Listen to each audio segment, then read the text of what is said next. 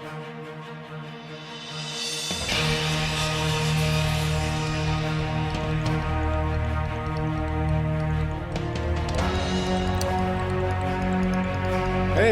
folks, good Tuesday evening to you.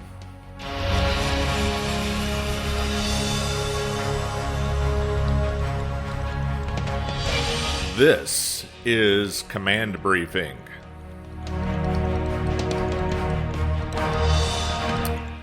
I'm your host, Jared A. Chambers. Welcome everyone to the show. Thanks for joining. And today was a mixed bag of news items. Not a lot of progress in certain areas. Things open-ended. Wanted to talk about this news just out this evening coming into the broadcast. So I haven't done an in-depth reading about this. Portland, Oregon. Andy No, who, if you follow politics on Twitter, you may know, he's done a lot of work doing video documentation of Antifa activities, really going back to the Trump administration when that whole thing got really big and a lot of violence associated with it. And he's done such a standout job of it, he's become a target of Antifa himself.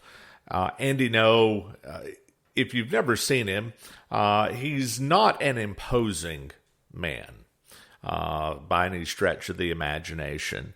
In other words, not a man who, even without weapons in the hands of his enemies, not in a position to defend himself very well, much less against a mob or people with different kinds of weapons, in which none of us would stand a fair chance. But the point being, someone that you can certainly intimidate with violence, and that is what Antifa sought to do when they made him public enemy number one of their movement.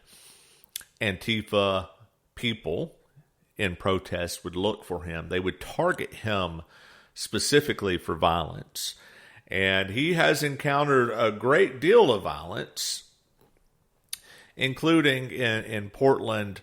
You'll remember not so long ago the riots in Portland, and Portland, like many urban areas in this country, it's gone, folks. It is completely gone. You're not getting it back, at least not through means of trying to take political control of it. Maybe there was once an opportunity during the time of those riots, but as in so many other cases, the riot really didn't know what to do. You know, part of the riot was like, hey, let's send in the National Guard. Okay, good arguments for that. Then you have your other segment of the riot who says, hey, let liberals burn their own cities. It's their cities, not ours. If they want to burn it, let it burn. That was always a really short-sighted view for many reasons.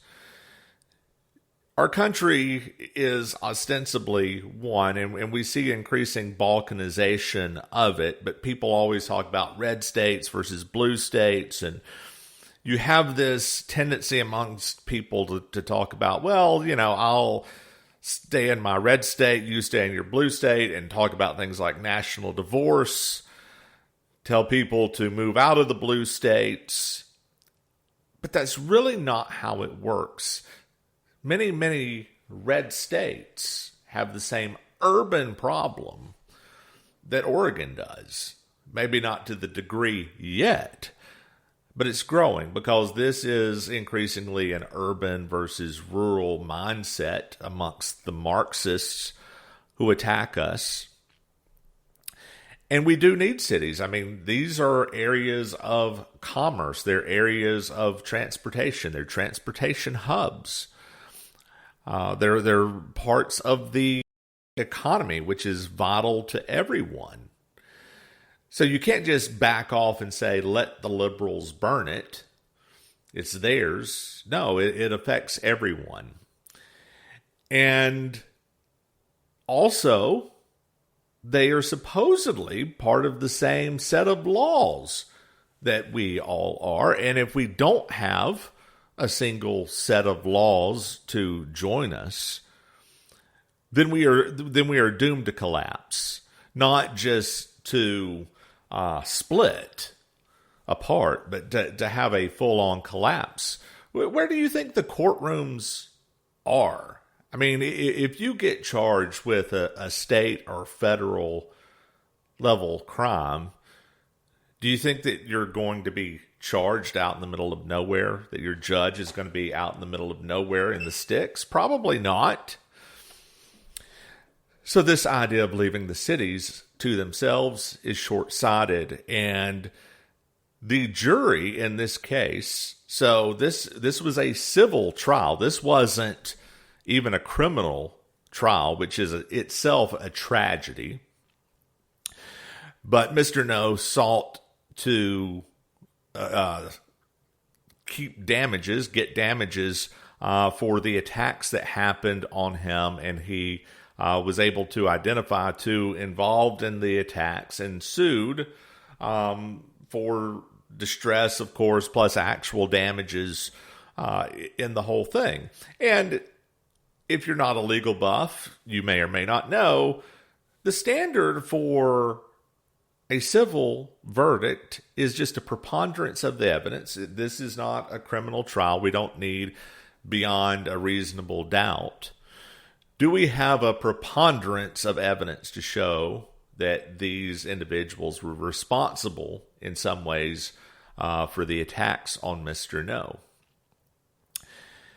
The defense attorney for the accused, the ones being sued, I believe it was a woman, she didn't even bother to really talk about the actions of the defendants.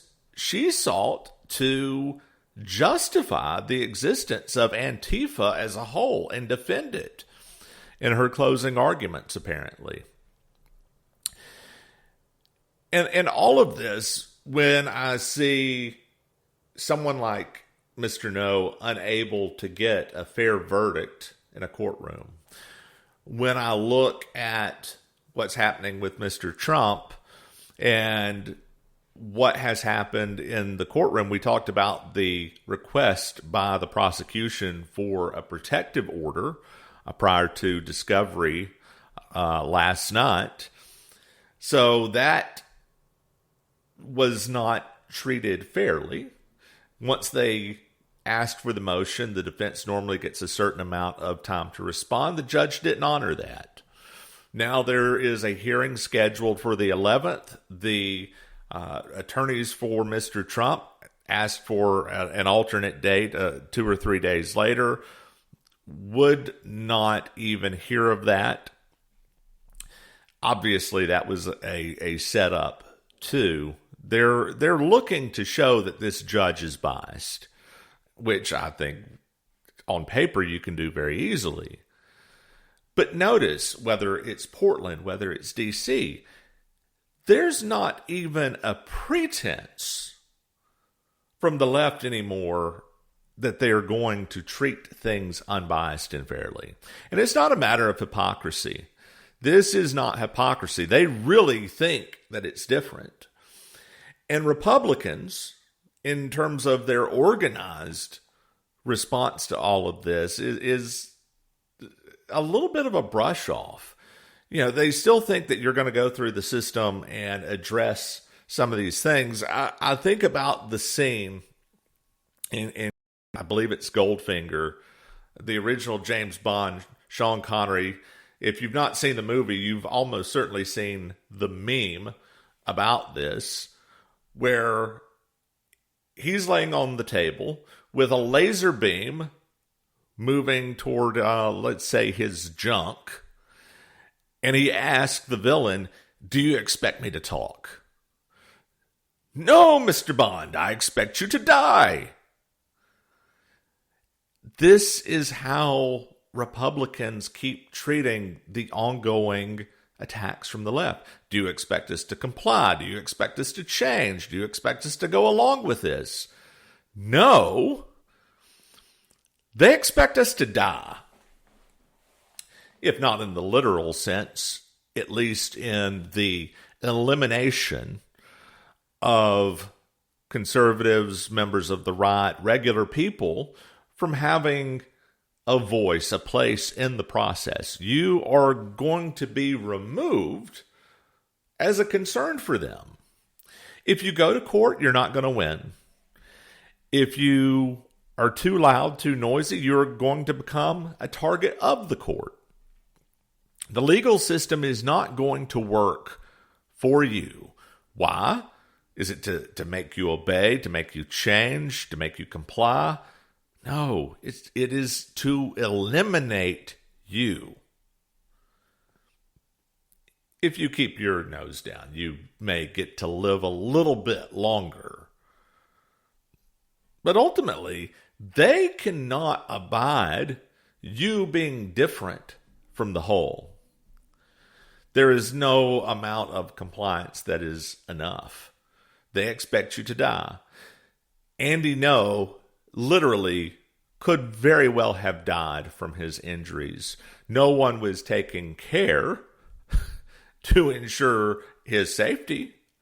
The police weren't there to ensure his safety.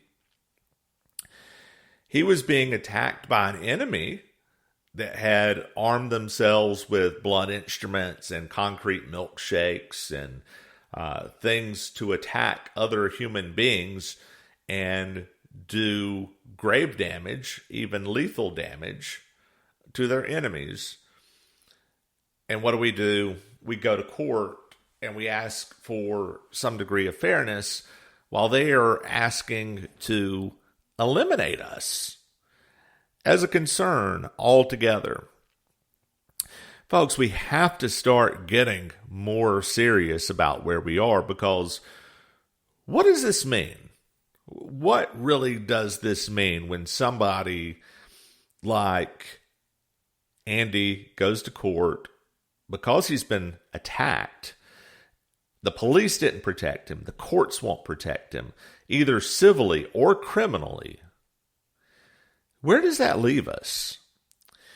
The answer to me is abundantly obvious. Sooner or later, somebody's going to fight back in a big way, in a meaningful way. They're going to show up prepared to fight back. They're going to show up prepared for the violence that the left is prepared to do to anybody that they see as a threat. And when that happens, when it becomes a street skirmish, a battle where people start getting hurt and killed, that will become the excuse for the government to start coming after all of us. And what do? I mean, it's easy enough to say, well, don't give in to it. Don't give in to any kind of violence. And on the face of it, we shouldn't if we can avoid that. But we have to have our representation in government willing to be our voice, willing to stand up for us, willing to protect us. We cannot continue this path of the police, the courts of the cities continuing to ignore the safety of half the population because it's a part of the population that they don't politically agree with, or they feel pressure more from the other side of the population. We have to have some kind of representation in government. That starts with electing Trump. It is the last chance, I think, to do this on any kind of level where we preserve any semblance of a social contract.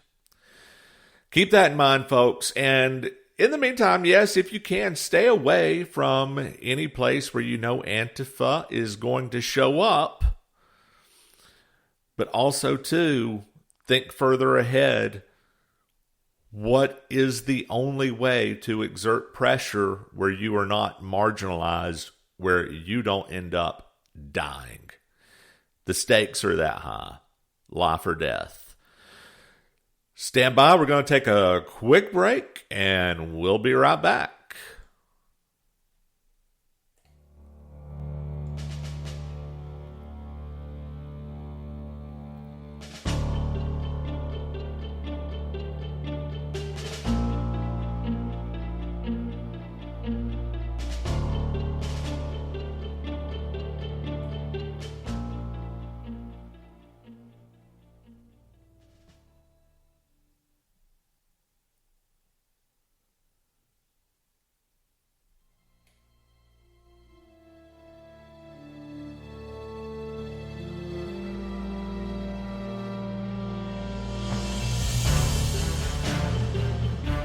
Alrighty, folks.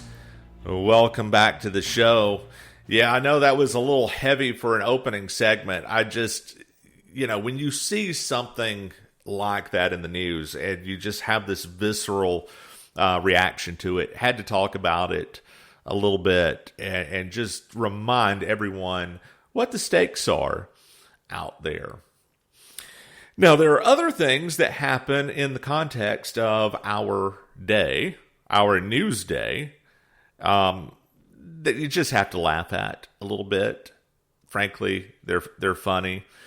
We talked about last night. Mike Pence has no shot of winning whatsoever. He is running as an attack dog against Donald Trump. He is, of course, going to be called as a witness during the trial, if indeed it gets to that phase, of President Trump regarding January 6th. He was a key player in January 6th.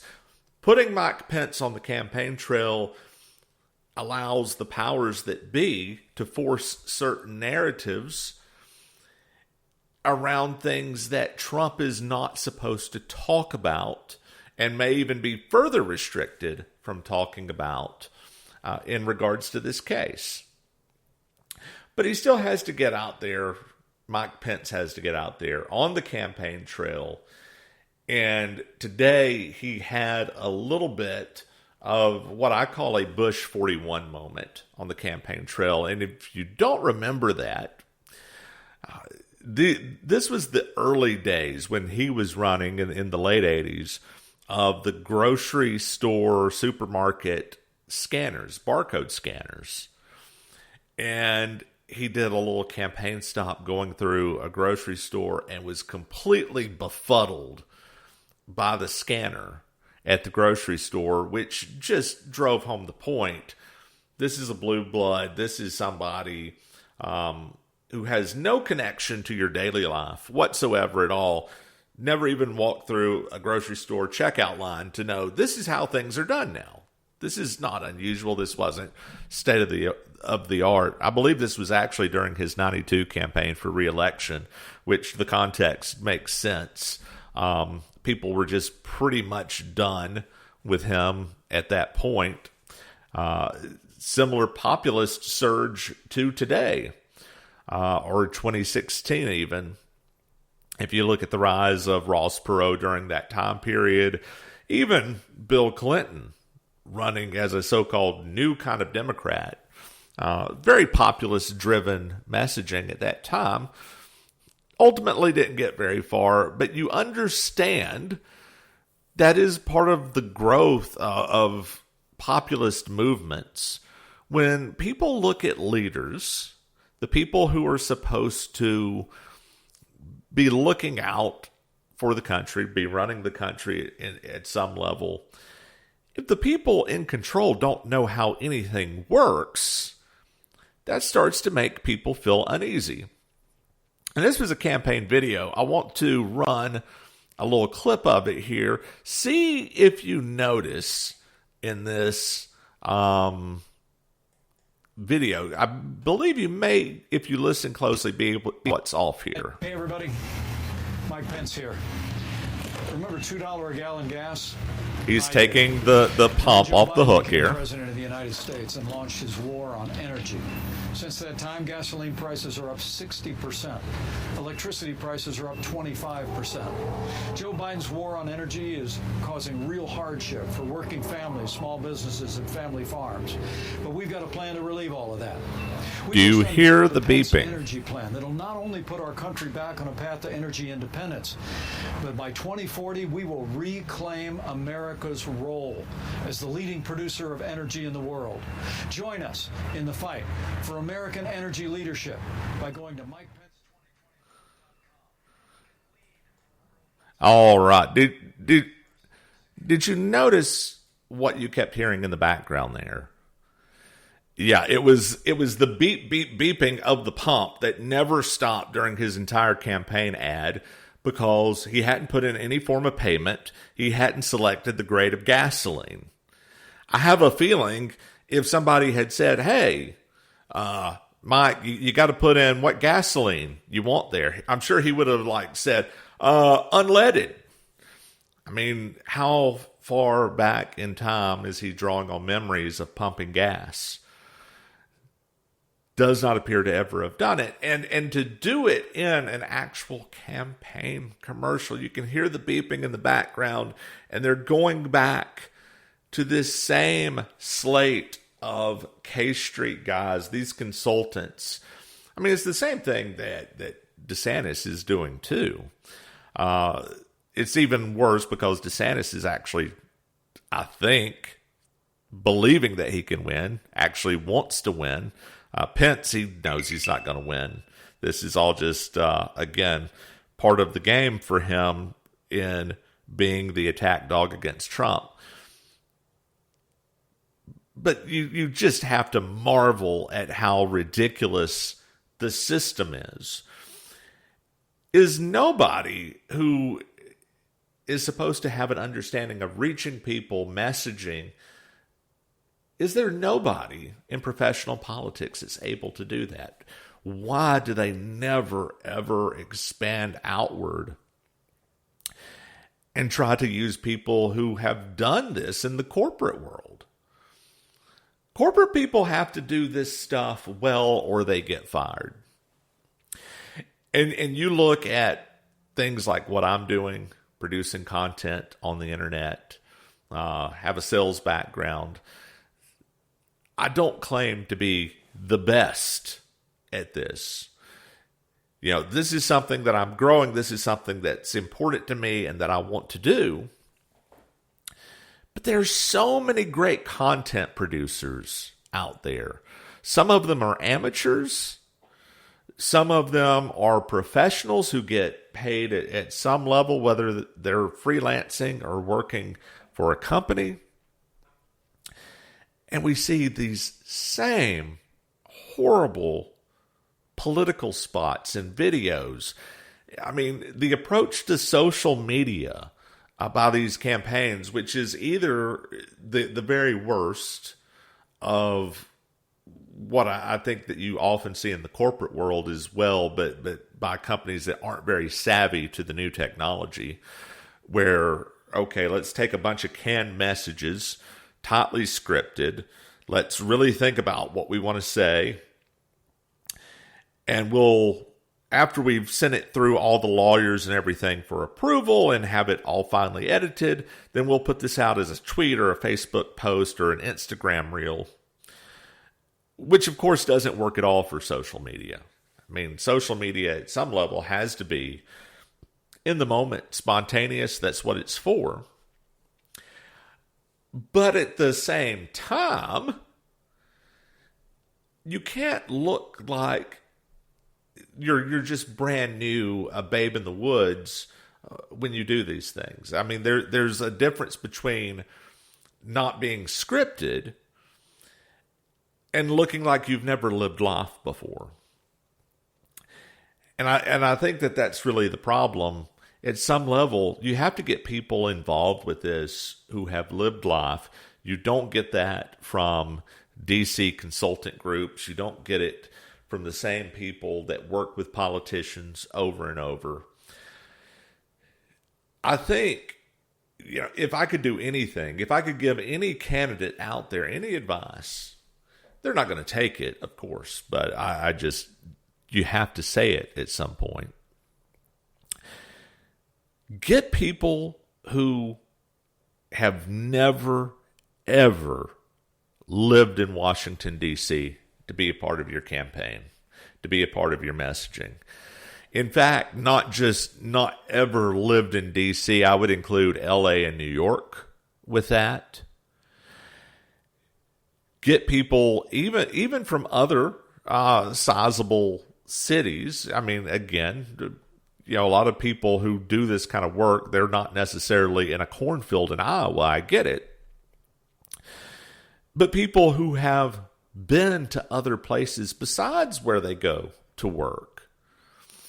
It's just amazing to me, just the lack of messaging savvy that comes from the same group of people over and over, doing the same things that don't work.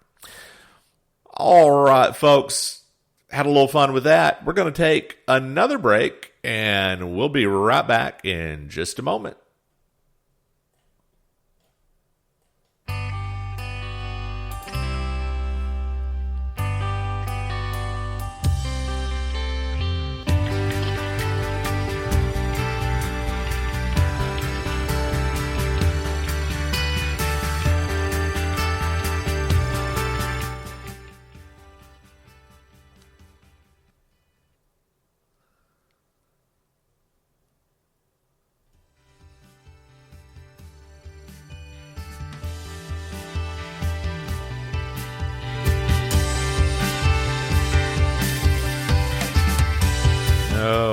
Okay, folks, welcome back to the program.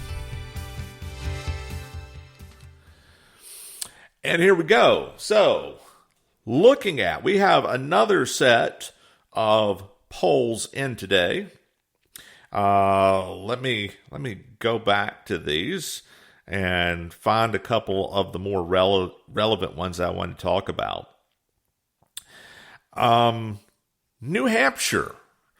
So looking at this is at Coefficient Poll, New Hampshire.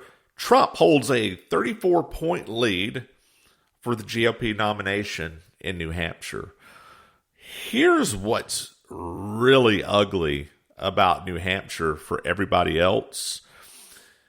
There's really, in everything else, we talk about how Trump's opponents have just placed DeSantis as the obvious only choice. It's either Trump or DeSantis. That's who they decided to back to get rid of Trump. And there's been this astroturfed effort to make DeSantis that alternative. And New Hampshire is having absolutely none of it. So Trump comes in at 43%, which is not quite the over 50% that you like to see and that we've seen in other polls, particularly nationally. But it's still a 34-point lead, and made all the more significant, we have in second place, well, sort of second place, DeSantis has 9%, but so does Chris Christie. Look who else is within striking distance here. Nikki Haley at 7. Tim Scott at 5. Ramaswamy also at 5. Burgum, you may or may not even know Doug Burgum. He's running, apparently. I think he's from, is it North Dakota? Apparently he's as much in this race as the names that you've heard of. Coming in at 4%, which still beats Pence at 3%. If you really look at this, though, all of those from DeSantis at 9 to even Burgum at 4 and sort of Pence at 3, these guys are all within striking distance of each other. Man, if they want to go off and have a debate, if they want to go on Fox and debate each other, all of a sudden that's relevant because they're shooting for second place, and it looks like all of a sudden that could be anybody's game. Because remember, too, all of the DeSantis people who constantly tell us, well, Trump's not guaranteed for this just because he's leading. I mean, we've seen, Hillary lead before in 2007, and we saw Jeb lead for a while in 2015. Those were very different situations. And yes, it is true. Sometimes a lead in the year before does not turn into the nomination during the year of the election. But it tends to when you have a 40-point, over 50% kind of lead. So if you look at Jeb, he and Trump were never really that far apart. You had a field, again, that looks more like the second-tier candidates here, who are all within a few points of each other. Even like Hillary in 2007, when she was leading Barack Obama, she wasn't that many points ahead of him, double digits, but still well below 50%. A lot of room for undecided people to move in that race, and they did. And what typically happens when you have somebody overtake the leader in one of those contests, well, first of all, again, you've got to be in striking distance in the first place, which all of these people seem within striking distance of each other. And then the other thing that you have to do is get a foothold somewhere early on. I mean, it could be Iowa. It could be New Hampshire. Maybe it's South Carolina. One of those early states where you make a strong showing that makes people think, really risk to doing that to each other when you have two candidates at 9%, one at 7%, two at 5%, one at 4%, and one at 3%, and 13% undecided. That, for second place, is a very real race. New national poll out. This is premise data. Shows in a nationwide contest, Trump at 42% over Biden at 38%. If you looked at the race with DeSantis as the nominee, then Biden would lead 36%, but DeSantis only at 34%. So again, Trump showing more strength in the national head-to-head contests. But looking at the GOP race, Trump at 54%, DeSantis at 18%. That's pretty similar numbers that have held for quite a while now.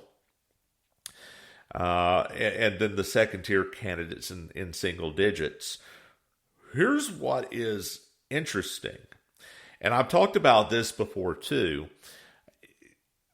If all of those other guys go away, it's not a given that they go to DeSantis and not Trump. That was always the argument from the DeSantis guys, when, especially right before Trump finally broke through that 50% mark. They'd be like, oh, more than half the party doesn't want Trump. Who cares if he's leading? This means more than half are done with him, don't want him. But that's not how it works. Other people may have a different first preference, and they may have it for a lot of reasons. But if you take this and you turn it into a head-to-head match, Trump versus DeSantis, Trump 65, DeSantis 26. Wow. Talk about a blowout. That's a big deal, and that means as other candidates drop out, Trump benefits from that as much or more as DeSantis does. Partly because nobody likes DeSantis. He other than Trump, he's been the most visible out there. A lot, again, from this astroturfed effort by media, by conservative media. We're going to prop this guy up. That means that people have just really had their fill of the guy at this point, and we're not even anywhere near Iowa. We're just maybe coming up here a couple weeks away from the first debate. People know who DeSantis is.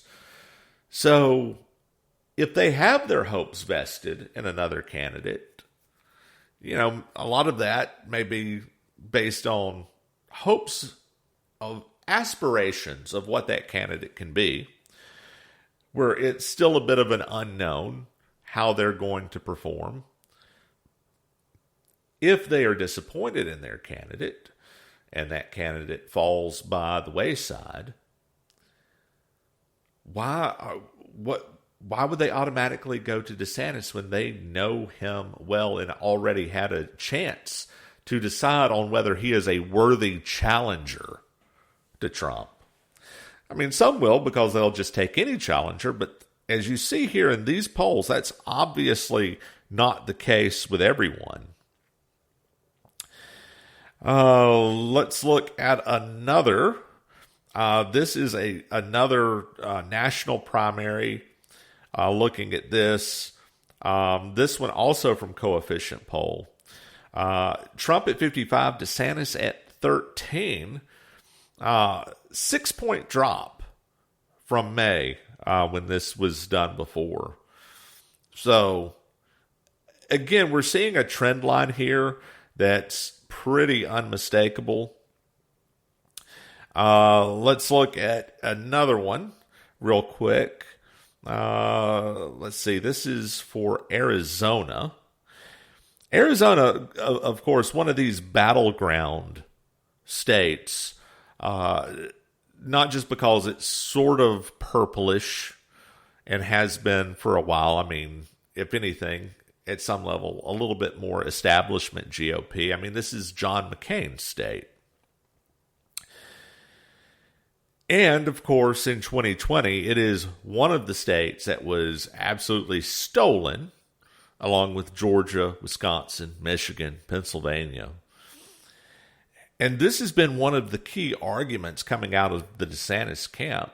Well, if nothing's changed, how does Trump win Arizona? Well, it looks like Trump has a bit of strength here in Arizona. Head-to-head against Biden, Trump 45, Biden 43.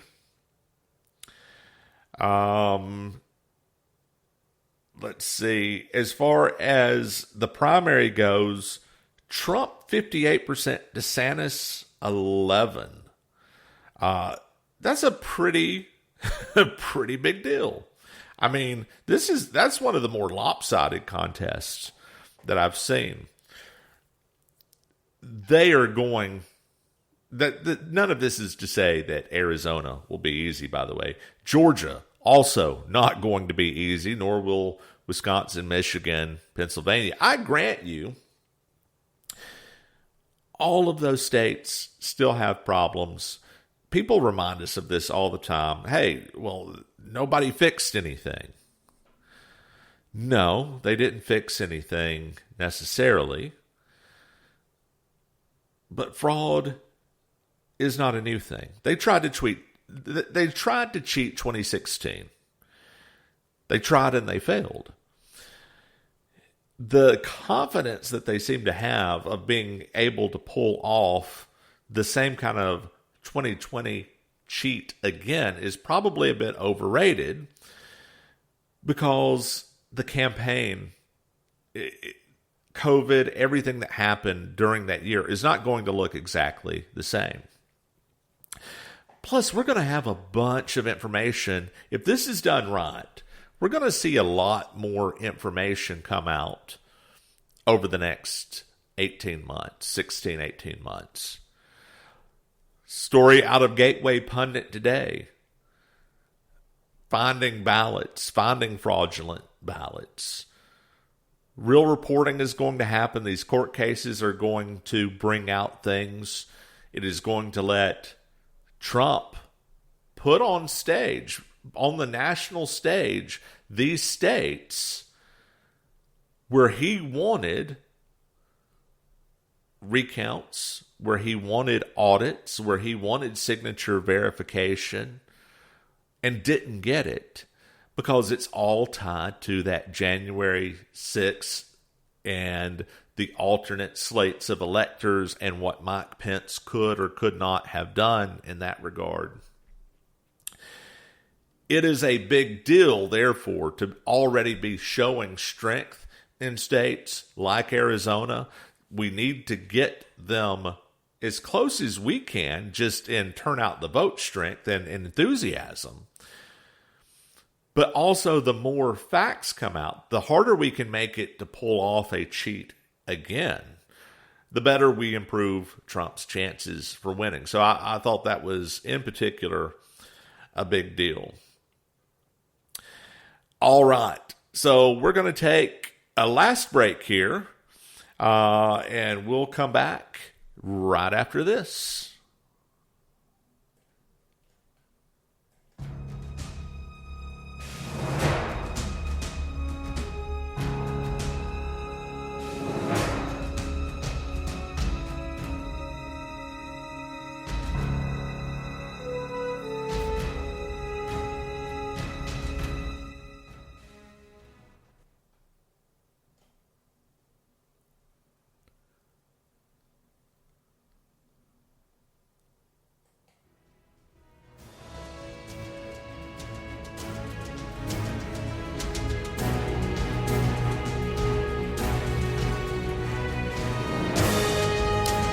All right, everybody, welcome back as we embark upon the last segment for tonight's show and talk a little bit about something that I just touched upon in the last segment, talking about the impact of COVID on 2020.